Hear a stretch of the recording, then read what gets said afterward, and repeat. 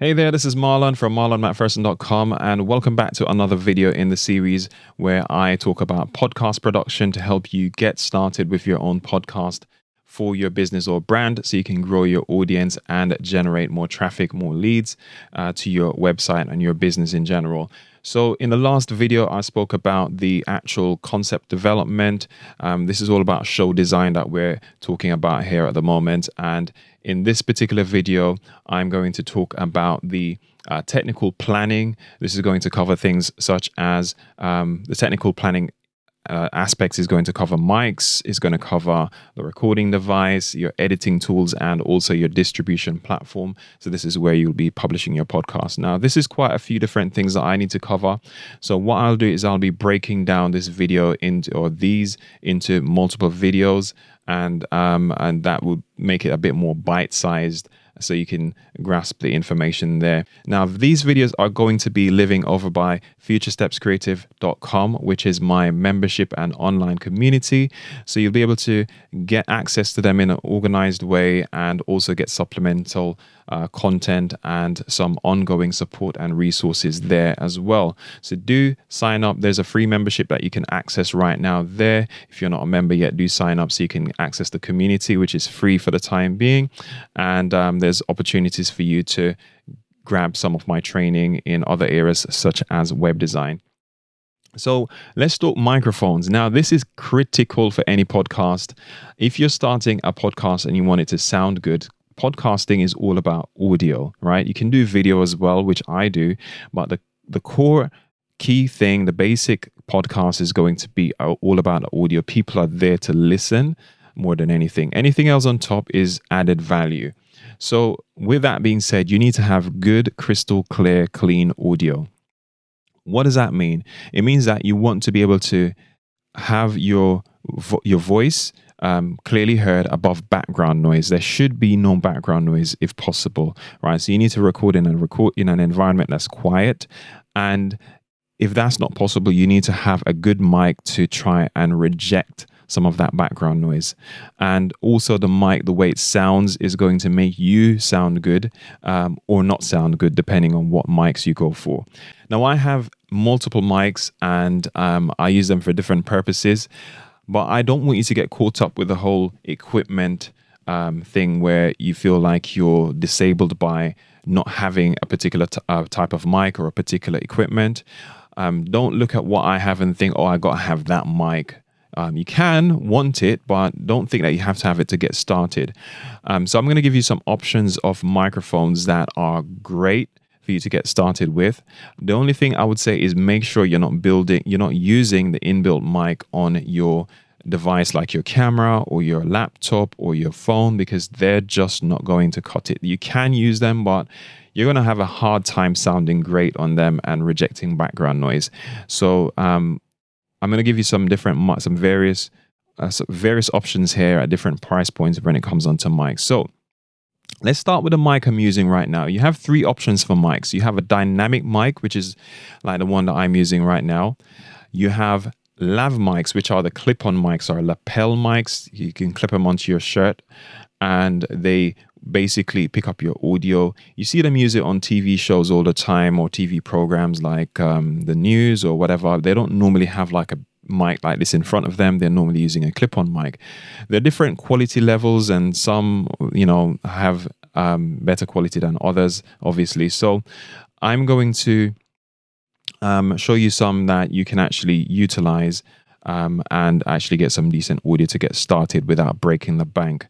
So I pointed out here that I'm using a dynamic mic. However, there is also another type of mic called a condenser mic.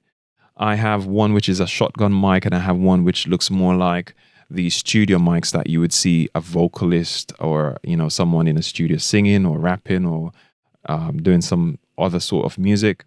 This is what they would typically use in a studio. But these mics are very sensitive. The condenser mics, they require power, and therefore you need to have the equipment to power them in order for you to get that level of sensitivity. And they sound cleaner. They sound much more bright and clear to me.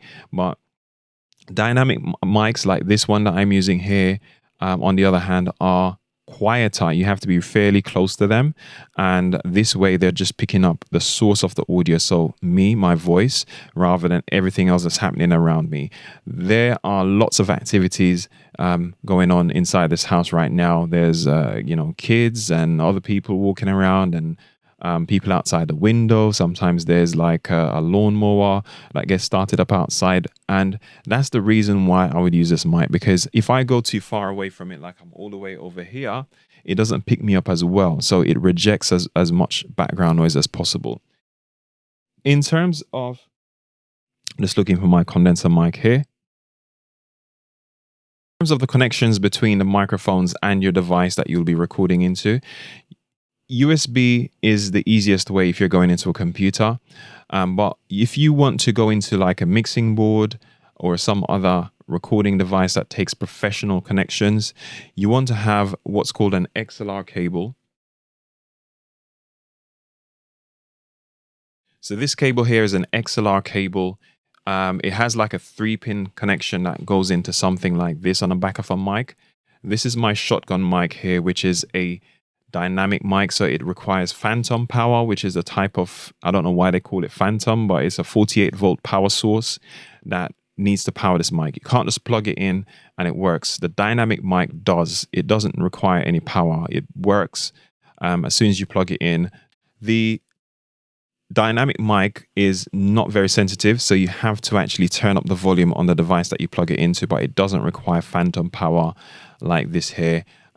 So you have to be fairly close to it, whereas this, you might have to be somewhat at a distance from the mic because it's highly sensitive. Even though you can have it close and turn it down, it's much better to have it like at a further distance away from you. So this is just one type of condenser mic. It's a shotgun mic here, and I'm going to get into some mics here on my screen now over on Amazon.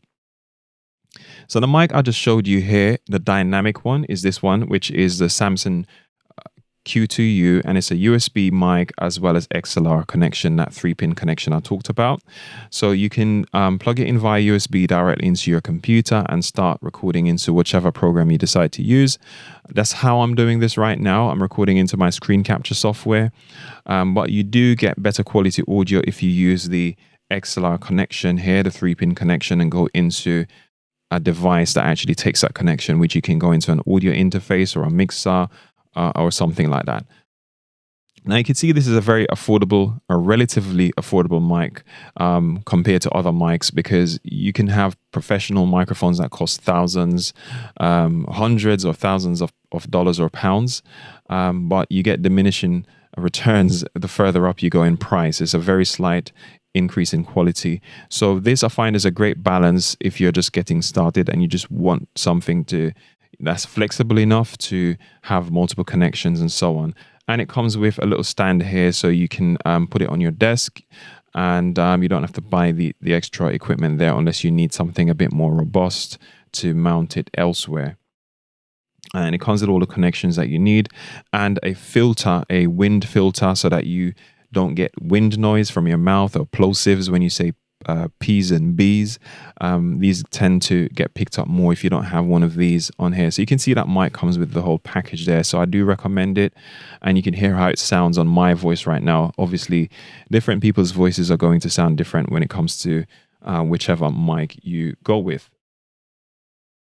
Now, in terms of lav mics, these are lav mics here that are appropriate. They are roughly about £20 here in the UK, and they can plug either directly into your computer, or you can go into a mobile phone with them typically, or an external recorder that takes the 3.5mm jack plug connection that you can see here.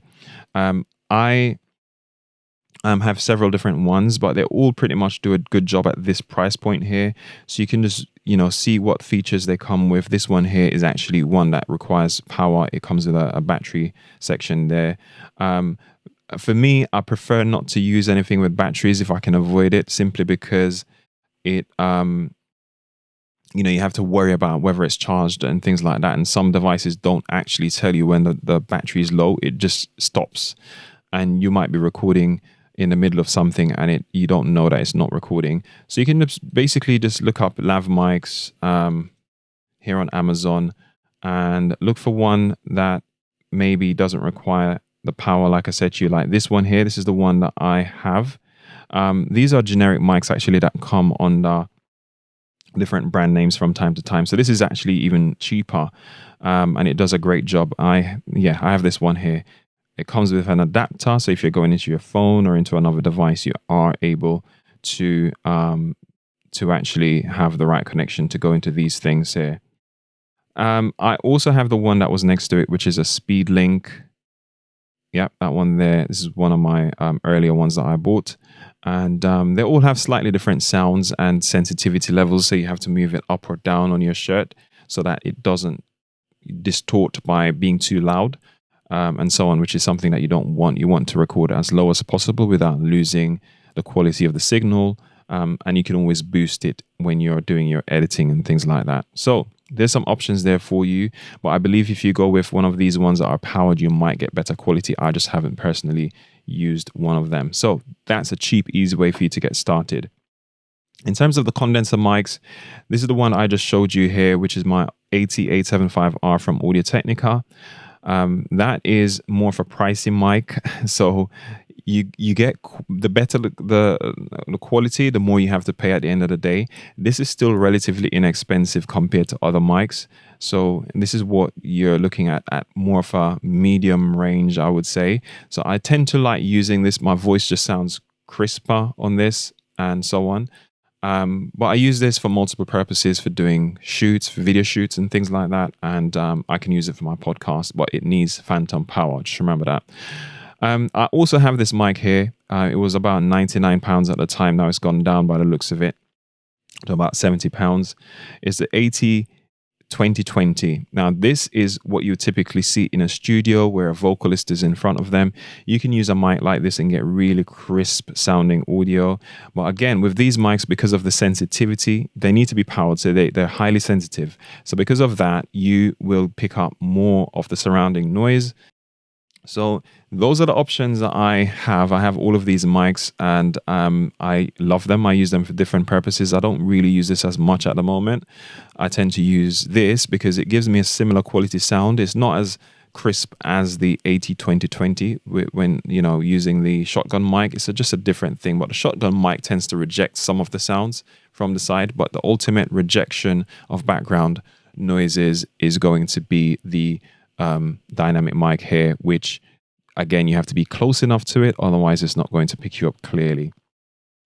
So what I'm going to do is I'm going to stop this video here at this point, and in the next one, when I come back, I'm going to talk about your recording device, and then we'll move on to editing tools, and then the final thing that we'll look at is we'll jump into the distribution services, and I'll give you a few options there as well.